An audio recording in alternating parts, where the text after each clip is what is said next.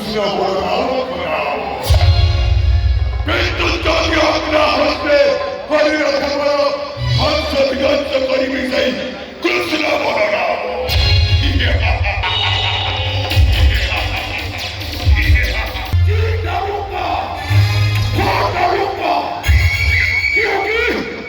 सबसे बड़ा युद्ध होगा मथुरा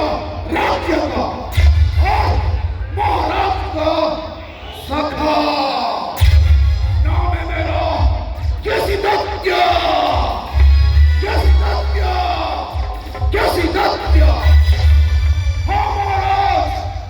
19 वर्ष वाले कृष्ण और बलराम को तो मैं चुटकियों में मसल कर रख दूंगा क्योंकि सबसे बड़ा मायावी राक्षस है मथुरा राज्य का